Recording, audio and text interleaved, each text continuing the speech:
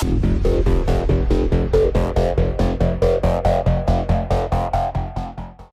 everybody, it's Julian of Flow Graphics here, and welcome to another Photoshop tutorial. I've got a pretty cool tutorial for you today, and this is how to create realistic lightning within Photoshop. Well, semi-realistic. We're more sort of going for like a really exaggerated sort of awesome look.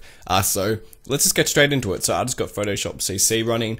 I just got a photo that I took of my car, my friend's car. I'm just going to use this because it looks really cool when you actually use it in real life scenarios, because you can make it look like it's actually part of the scene.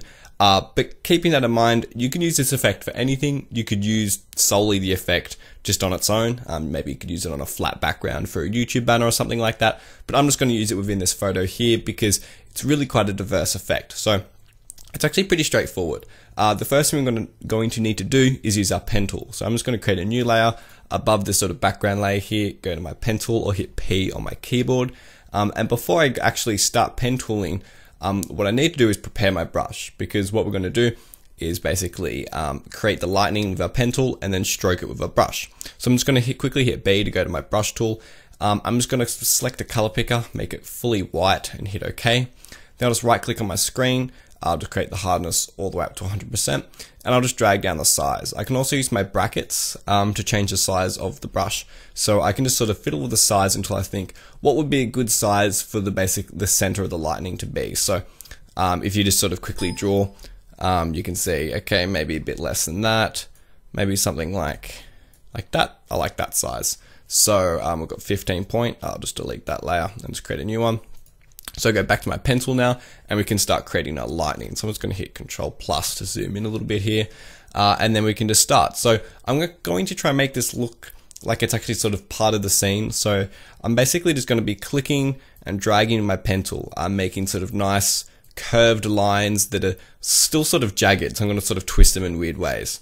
So I'm just going to do one line there, and then I'm going to stop it behind the edge of this car here. I'm going to right click, hit Stroke Path, and then just make sure it's stroking via the brush.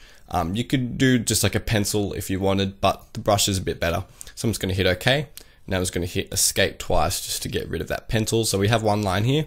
Now still in that same layer, I'm going to start creating some more lines. So go back to my pen tool. Let's make it so this line sort of looks like it's coming from this side of the car now. And the trick to make it look like a bit sort of lightning is to sort of make a lot of harsh corners that are still curved. You're still using the curvature of the pen tool, but you're just sort of manipulating it in ways that looks a bit jagged and sort of just interesting. Maybe I'll make a bit that comes over the sort of the top of the car here. So let's just sort of make it go like that. That looks cool. We can go like that. Right click, stroke path. I'm just doing these separately because obviously, they're all separate lines.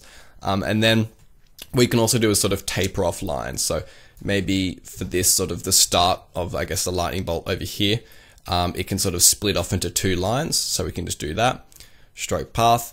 And then in certain sections, you might want it to sort of split off into multiple lines. So maybe this little section here, I'll draw a sort of a second line that comes around like this. You can sort of just, it's really up to you. Whatever you think looks good, I'm sure will look great. When you sort of get to this part, it's really just up to your own interpretation. And it also really depends on sort of what you're making this for. But I trust all of you guys to make some really awesome looking lightning. So just sort of go for it. There's no really wrong way of doing it. You can pretty much just have fun with the pen tool and create like lots of wicked sort of looking shapes, and it's going to look good. Once we've done this, we just want to double click on that layer to go into the layer styles. And the sort of the main effect that does make this look like it's sort of emitting light is simply just an outer glow. So I'm just going to click on outer glow here. The settings are pretty much already good to go. So just make sure the opacity is all the way up to 100%. You can make your lightning whatever color you want. You could just simply make it like a white, or you can make it colored. You can make it a nice orange or a red. I'm just going to go with blue because blue looks pretty cool. So I'm just going to pick a nice blue like that. And then we can just play with the size. So don't make it too big because you just sort of don't really, it diffuses it so much, it doesn't really have the effect. So for my photo at least, this is quite a large image, so it might sort of differ, but around 130 seems to look good for me. And I'm just going to make sure my spread is all the way at 0, so it's a nice feathered edge. I'm going to keep the opacity 100% too. because I want it to look sort of prominent. So it's starting to look a little bit more like lightning, but it needs a bit more of a sort of jagged look to it now, and that's pretty easy to do. So we just want to go back to the layer that we just made all of our lines on. I'm just going to hit Control J just to duplicate that layer. Once we've done that, we just want to go to Filter, Distort, and then we want to go to Wave. Now the wave generator is honestly really hard to sort of work around. I've been using Photoshop for years, and I honestly still have so much trouble trying to use this thing.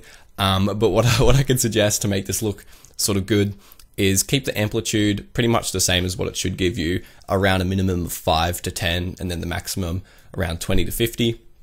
And then just play with the wavelength. So the longer you make the wavelength, the bigger the sort of the gap in between all of the segments will be. So I'll just sort of give you an example. If I make the wavelength really small, it will have tiny little waves like that. And then if I go back to my filter, wave, if I now make that wavelength longer, something like this, those waves will now be longer.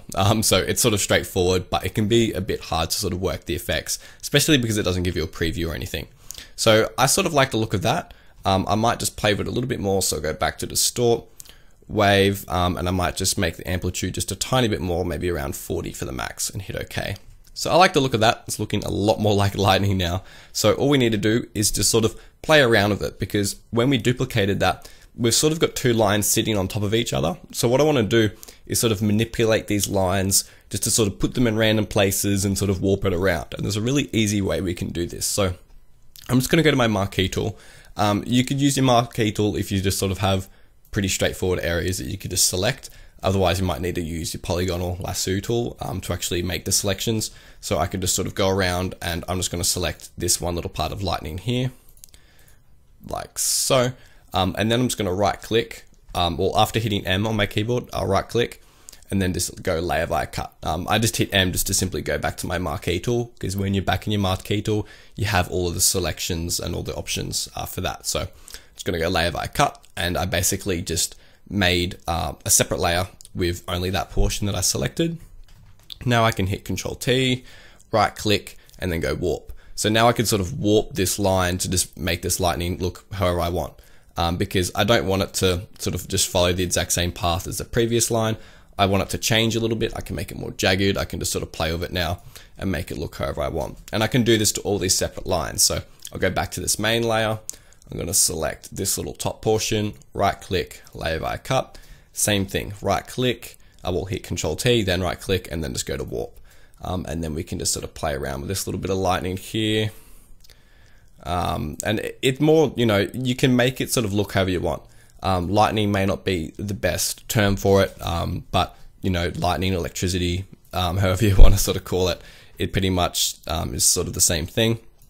But the really cool thing with this effect is you can really, it's quite diverse. You can make it look however you want. You can make it look like realistic lightning if you really wanted, or you can make it look, you know, like sort of anime energy coming out of someone. You can sort of change it however you need. So I'll just sort of change this just a little bit more. So that looks pretty cool.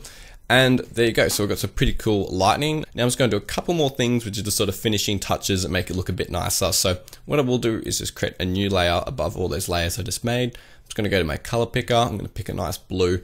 I might make the blue a little bit more deeper than the blue I used previously. Then I'm just going to go to my brush tool, right click, drag the hardness all the way down. I want a nice big brush, so I'm just going to use my bracket keys to sort of scale up my brush so it's a sort of a decent size. And I'm just going to sort of make little spots along the sort of the line of the lightning, along the sort of the highlights of where it gets a bit bigger.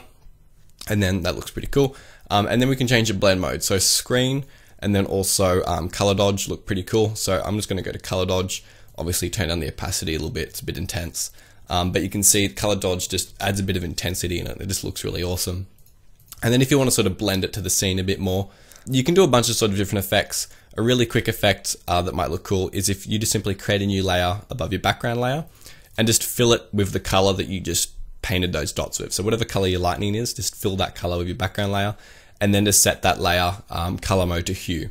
And then that just basically changes all the hues of that background layer to match the lightning. So it can just give sort of a cool effect. You could also change it to color and then just lower the opacity and you get a slightly different effect. Yeah, if you want to sort of tie in a little bit nicer, you can change it to hue and then you have this sort of black and white image with all your lightning going through. So if you followed along, I'd love to see all of your awesome artwork, so just feel free to tweet at me. Feel free to tweet your finished artworks at me. I think my Twitter's in the description below. But yeah, if you have any ideas for future videos, anything you'd like me to cover, be sure to let me know in the comments as well. As always, I hope you all have an awesome day, everybody. It's been Julian or Flow Graphics here. See ya.